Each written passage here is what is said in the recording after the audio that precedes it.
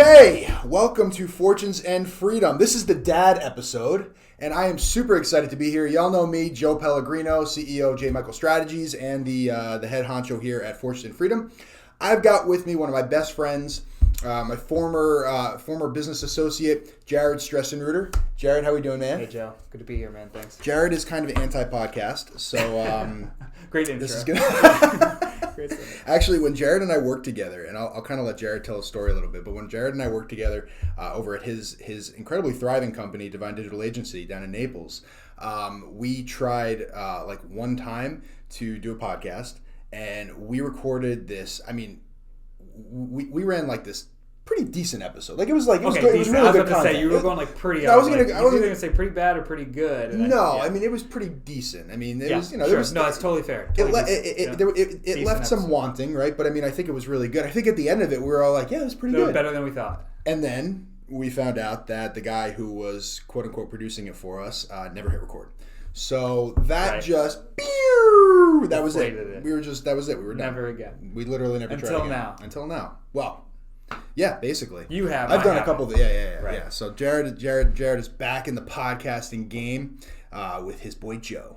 Well, good stuff, man. Well, I'm glad you're here. I love talking with you, and obviously today we're going to kind of get into very specifically, being a dad and a business owner, being a dad and an entrepreneur, because that I feel like is something that's just not really. It's not really talked about more. Sure. It's not really talked about more from like the entrepreneurial perspective. Like when you think of like being a dad, you think of like a guy with a corporate job, 9 to 5, wearing a tie. Right, exactly. You think he comes home, briefcase. Right, and that's just not like the same thing that's not our reality. So I think for a lot of entrepreneurs out there, a lot of business owners out there that are younger guys with younger families, and even guys that are sort of aspiring towards that. There's a lot there, and there's a lot of stuff that it's a difficult job. It's also the most rewarding part of the job, going home and being with your kids. But we'll get into that all later. But I want to hear a little bit about what's going on over at Divine Digital. So, sure. I don't know who's listening right now. Probably no one. My mom. Yeah, your mom, something like that. But tell us a little bit about what Divine Digital Agency is. So Divine Digital Agency, actually this year, this week, will be celebrating its 5-year anniversary. So we're really excited about hitting that milestone. There's always been that statistic. I don't even know what it is, but I like to always pretend like I remember. Once you make it past your 5-year mark, you have a much higher percentage chance of succeeding or continuing the business or something like that. So I'm really doubling down on that stat and hopeful for the future and excited for the future at Divine Digital Agency. But we build mobile custom apps. We first started off as an agency that did you remember everything and anything that would offer that we would consider to be digital. And so after a while of running around like that, we quickly realized we had to focus in on one service, one specialty, and we decided on mobile applications and custom software development. So we really enjoy it. Every project's different. Every project's unique. We get to work with really creative, enthusiastic entrepreneurs every single day, and help bring their ideas to reality, to life. So that's one of the cool things about what you do, though. It's that it's not just that you yourself have started a business and created this entrepreneurial venture, but you're also helping other people to build their businesses effectively.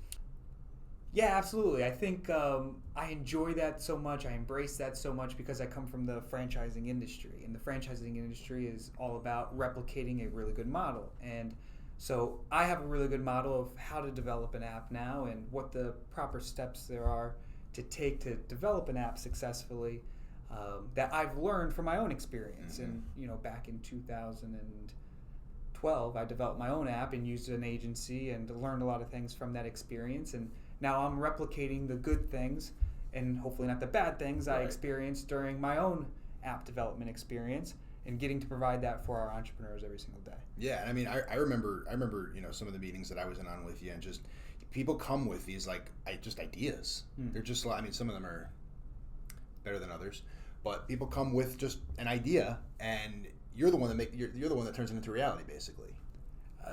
We help for the process. Yeah. I mean, the entrepreneur, we always say, has to care more about the concept than we do. Yeah. And we care a lot. So that means our entrepreneurs have to really care a lot. And so there's things that we do really well. There's things that we expect from the client because of hopefully their expertise or their knowledge in the industry that they're hopefully getting into, that they can bring value to the concept and to the business model around it, because the app's just one part of the business. Right. Right. It's the engine. Vehicle, we always called it, right? And so, or the engine. And what it allows the business model to do is operate as a lean, not as much overhead, upfront investment type of business model that allows you to scale and do some things and have some flexibility in a digital industry that's only growing. Yeah. Yeah. It's cool kind of like, it's cool kind of seeing where you are now, all these years later, because we kind of, when you started Divine Digital, that's when we were working together, right? I mean, even before that, remember? ESPN Radio. All that. Some other jobs in colleges and things. But the very beginning of DD, I mean, you were Web Guy Services before you were ever Divine Digital, and right about when you started, when you moved into the office, I was in there a month later. So we were really, again, we were just grabbing whatever we could grab at that point, right? Just trying to make a business run, just trying to make payroll, just just trying to take care of all that. But I think what I remember, there's two things that really stick out to me about that time when you started Divine Digital back in 2016. One is that you never thought it would happen as fast as it did. It was something that I remember sitting in the pool with you, eating pizza and drinking. Well, I was drinking beer. You were. Right. I was like Mai Tai. I think that was. I'm playing, but I remember we were talking about it, and you're, oh man, 3 years from now would be great. Like I would love to be like in my own office, with my own business, et cetera, et cetera. And I mean, less than 6 months later, you're on your own, and 6 months later, you had your own office, and you're starting to build a team. That to me is so cool, because you just went and did it. You had a little bit of help. Sure. You just went and did it. Sure. And if you don't do something, you won't get those types of helps or get those types of opportunities that people say you get lucky with, or, oh, you got real fortunate that, yes, we did. We had a fantastic partner to start with that helped us in those initial phases and was a tremendous asset. But, man, that opportunity didn't happen or occur if I wasn't out there doing something and coming across that opportunity. So exactly. That's what entrepreneurship is all about, is just planting as many seeds as possible. And hoping one of them grows. Just getting it going, man. So that was one thing that stuck out to me. The other thing that really stuck out to me was the reason that you wanted to kind of go out on your own. And at the time, I didn't have any kids. I wasn't even married at the time. You had Vincent. Vincent was, whatever, one. Sure. And I remember you saying to me that, you wanted to build something so that you could basically create your own work-life balance. Absolutely. Yep. That was over 99% of the reason why I made the decision to leave the fantastic corporate, job and opportunity that I had to become just a straight entrepreneur. Just really no plan, no agenda, other than I had to achieve the goal of creating my own work-life balance. Having my own decision behind what I can be at, what I don't need to be at, what kids' events I get to attend, and if I have to travel or if I don't. And so you love traveling though. No, I hate traveling. Yeah. I remember going to Norway, and you were just like, oh, just drug me for this flight. Just use that word, but yeah, just get this over with as quickly as possible. And for sure, and that played a big part of it. And my father was an entrepreneur, had his own construction business for 30 years. My grandpa was an entrepreneur, had his own bottling manufacturing business for 30 plus years, and so it's still actually in existence. And so that, I think, influenced me a lot, of seeing that and seeing the flexibility and freedom. I know you like that word, of being able to do whatever you want, go to whatever you want. But there's a lot of responsibilities that comes behind that freedom.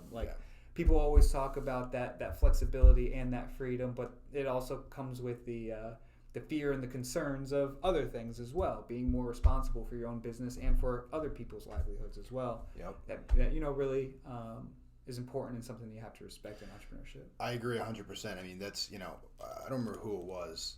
Oh, you remember Chad Volbert.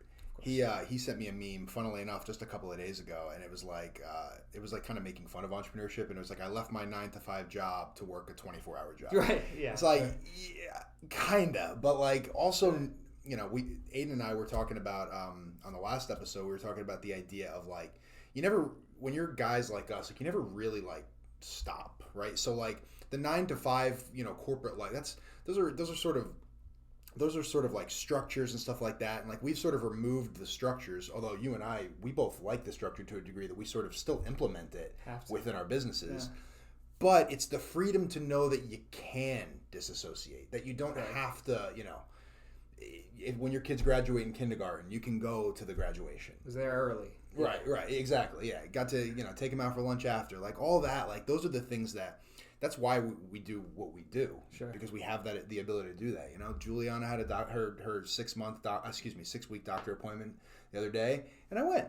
I didn't have to go, but I wanted to go. Right. I wanted to see what she weighed and the whole thing, right? But you also, I think that is one of the curses of entrepreneurship as well, is that some people aren't good at managing that. They're like, I'm an entrepreneur now. I can do whatever I want. I can work by the pool. I can vacation. I can do this and that. And yes and no, after a certain extent. I mean, don't even think about that for 5 years. Right. And there's a line that you have to draw for yourselves, like you said, a structure or a schedule. Ironically, I'm still like 9 to 5. Like it's us too. We have somewhat of a uniform.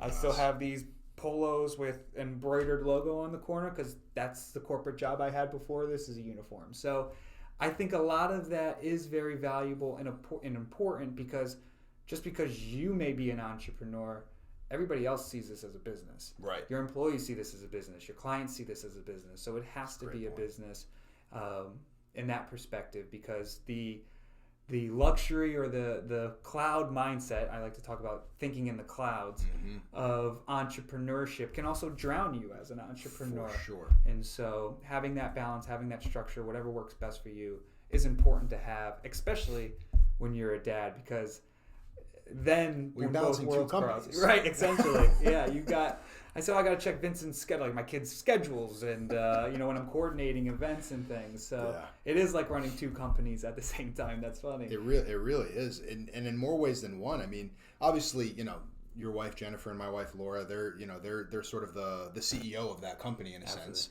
right? But it still requires a lot from us, for sure.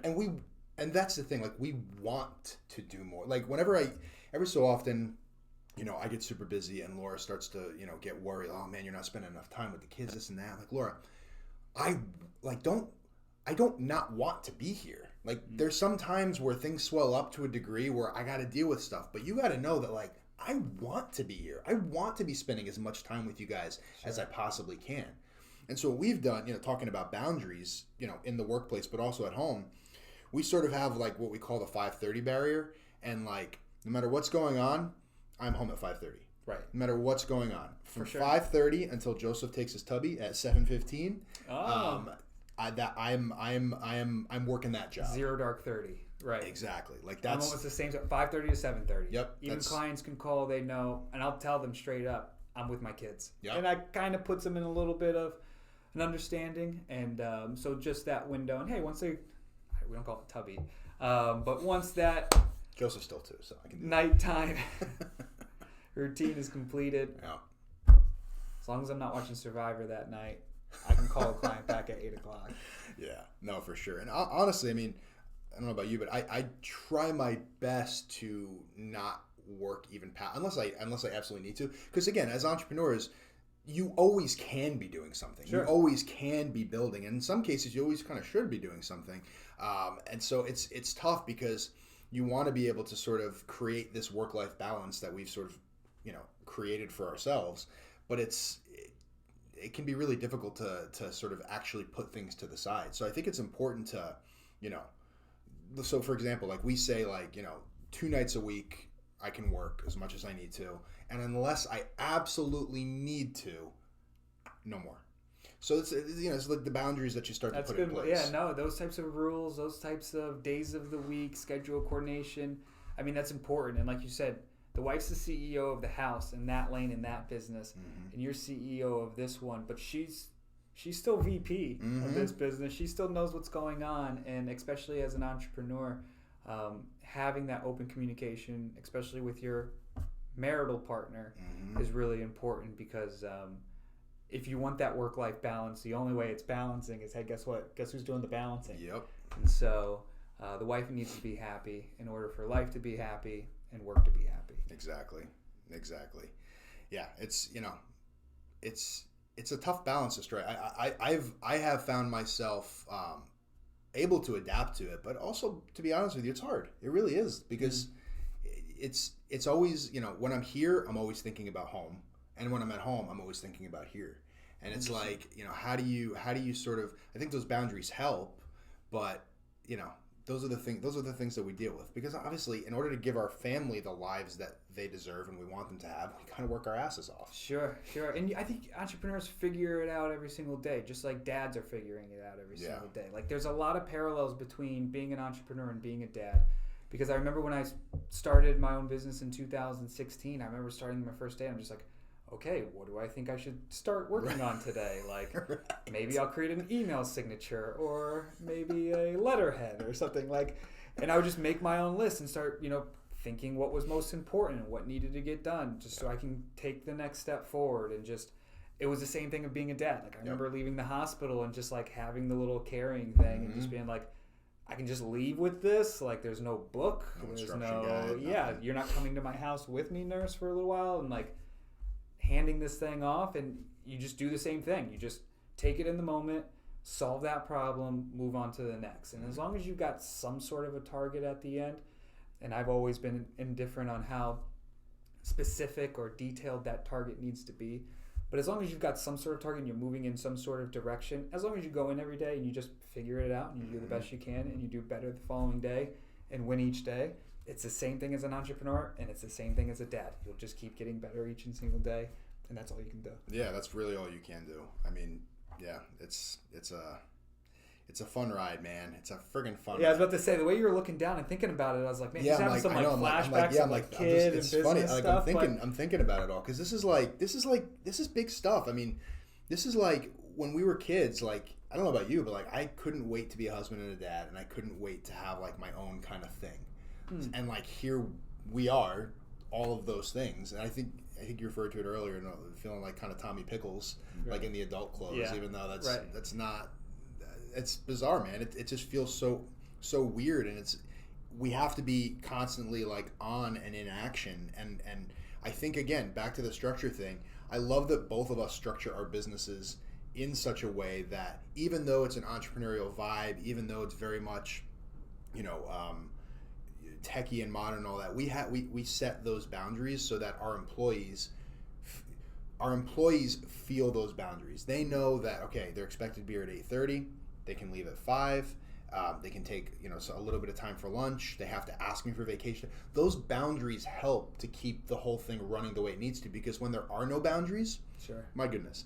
And then I think specifically about maybe you're an entrepreneur, and maybe you're doing really well. You've got a dropship operation. You've got something going on where you're just doing it all yourself, right? This is your show. Putting structure to your day and managing your time is going to make you so much more effective. And you kind of have to figure out what that is for you, right? Like, for some people, working the hours that we work are not the most efficient. If you're a single guy, maybe it makes more sense for you to work late afternoon into the evening. Or work like 10 to 6 or 7 or something like that. Grab dinner, maybe work again in the evening or something like that. Right.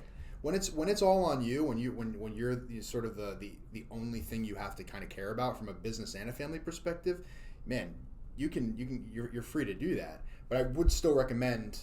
I'm like talking to the microphone like you're that's my entrepreneur. Yeah. But like you can do that, but you need to kind of be structured. But then when you're balancing the multiple companies, where you're dealing with employees, kids, wives, partners, the whole thing, you have to have the structure. Otherwise, you're never going to get out of each of those things what you ultimately want to. Sure. And having that structure in your business is the benefits that you reap because of that is the same thing as like being a dad. Yeah. Like, my kids have a schedule where they start asking me now, like, hey, what time is it? Because they know, like, because I used to ask them, like, what do you care? Like, what do you have a date or something? And so, yeah, they ask me now what time it is, because I know they're trying to calculate, hey, what's the next thing we've got going? Yeah. What time do I have bath or Tubby time? Tubby time, that's what it was.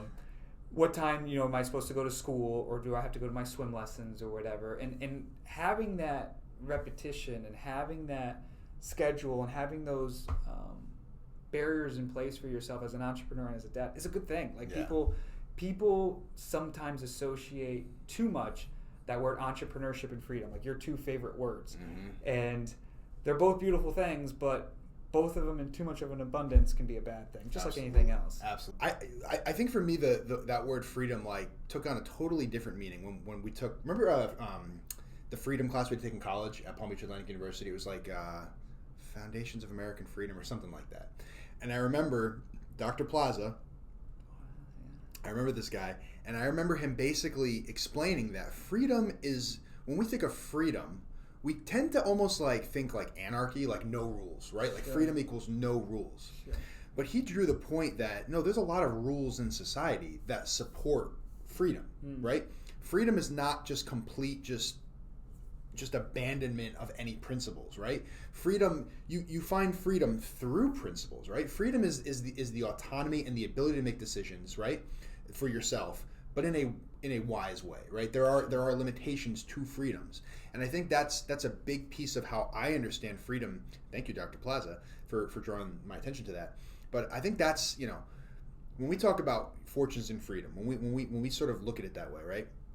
It's the idea of true freedom, right? The freedom that comes from doing things the right way, from living a life of integrity, from living a life of fulfillment, from doing things the right way to balance your work and your family and all these things. That's what true freedom is, and that true freedom requires you to have some level of structure and some level of boundaries. That's how you can stay free. Because if it's anarchy, No. it's just not gonna work. It's just not gonna work at all. What a fantastic class. That was such a good class. It really was. I forgot. My Thank mind you was for blown by recalling that that class. again. No, I mean, freedom in American ethics or something like Something that. like It was that, called. yeah. God bless Palm Beach Atlantic University. What a good school. Shout out to Palm Beach Atlantic University, our alma mater. And actually, Andrew, my business partner, also went to Palm Beach Atlantic University. Jared went to Palm Beach Atlantic University. Jordan, who works with Jared and is also my brother, went to Palm Beach Atlantic University. We should just send this episode to Palm Beach Atlantic University. You wish you were a fish. But no, man, I think that's a really, really important thing, as we consider, running a business, being a dad, that idea of true freedom through structure. So being that this is, the dad episode, and by the way, for those of you that are listening, you won't see this, but I've worn my Fun Dad shirt. These are all dinosaurs. I see that. Joseph was really stoked when he saw this morning. He's on a roaring kick right now. I've seen that on Instagram as well. He is on a total roaring kick. He actually, so my son is 2.5 years old, and he is, when I say all boy, I don't think that's even strong enough to say that. Like, he is just like a little, like everything you would imagine, just a little testosterone machine. And he is friggin' hilarious. And he's on a roaring kick because Laura keeps putting on Monsters, Inc. for him because he wants to watch, he calls it Makanaki, Mike Wazowski. And because you've got Monsters, Inc., and then you've got Monsters, Inc. University, and then you've got the show Monsters at Work, which is actually not bad. Just recently. Yeah. Fantastic. So we always know which one Joseph wants by the way that he calls it. So regular Monsters, Inc., the first one is Makanaki, Mike Wazowski. Okay. Monsters University is Monsters, Inc., right? And confusing. then the show is Monsters Incorporated. He literally says Monsters Incorporated. I would love to watch that with him. And just, it's fantastic. He just roars the whole time. Yeah, so that shirt was probably quite the... So he was literally roaring at me. He thought they were lions, and I had to explain to him that they were dinosaurs, but he's used to seeing like T-Rexes as dinosaurs. Sure. And these are all like Stegosauruses and Triceratops and all that. But anyway, Fun Dad shirt. So I feel like we have like pretty funny kids. Oh, the funniest. And I feel like we also really appreciate the humor in our children. Sure. But I only think my kid's funny. Like, I don't, for some reason, think other kids are that. Your kid's really funny. I think your kid... I said speech impediment the other day, and I hope that's not an offense. I had a speech impediment until I was like 24. He's 2.5. Yeah, no. Yeah, they don't like speech impediments. It's the best. I encourage speech impediments at a younger age. Mm-hmm. And so I think your kid's hilarious, but there's very few other kids that I think are hilarious. And maybe it's just a biasness. Maybe all parents think their kids are funny and not others as much. But interesting. See, I think your kids are funny.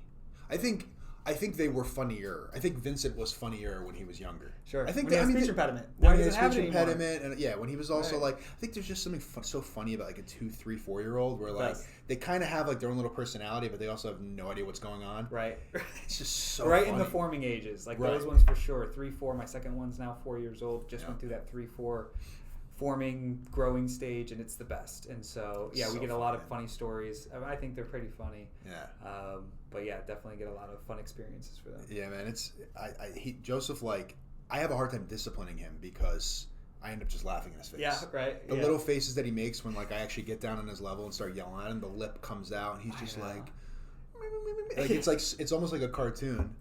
How many times do you and Laura have to like literally look the opposite way? Dude, literally like... And you both are just laughing and then turning back around trying to be serious with it? So the other day we had, it was me, Laura, and Joseph, and then my brother Jordan and his girlfriend Crystal were sitting at the dinner table. And Joseph's just like roaring, just like raw, like screaming at the dinner table. And like, not like crying, like having fun. Right. And I was like, Joseph! I said, we do not roar at the dinner table. We do not roar at baby sister, and we do not roar at the old people at Publix. Jordan almost fell off his chair. He was laughing so hard. Everybody literally had to turn around, right? Because those are like the three scenarios. Those are the 3 places where because that's literally because the old people always like say hi to him at Publix, and he goes roar, and he scares the crap out of him. They keep their blood pressure up. It's good for him that day, so. You can't make that rule in Naples, Florida. You literally can't talk to anybody at Publix. Can't talk to anybody. Well, no, he can talk to them. He just can't roar at them. What's the fun in that? He can't even talk to them. Oh man, he cracks me. Yesterday I was taking him to his little mom's morning out, like a little school thing. He goes to daycare for like 3 hours, 2 days a week. School, yeah. Right. And he has a little backpack. Yeah. And he's. Have you ever heard the Wonky Donkey song? Sorry, no, I haven't. It's I'll have to send it to you. Your kids will love it. But anyway, it's the song called the Wonky Donkey, and Joseph like goes absolutely nuts over it. It has a book too, so Laura reads it to him at night, and then there's the song. Really? I've never. Yeah, it's fantastic. And is it new? Are my kids past it? No, I don't think so, because I heard about it before Joseph was even born. But anyway, he for some reason, like the way he says wonky, like he says Wonky Donkey clearly, but like he always slows down when he says it.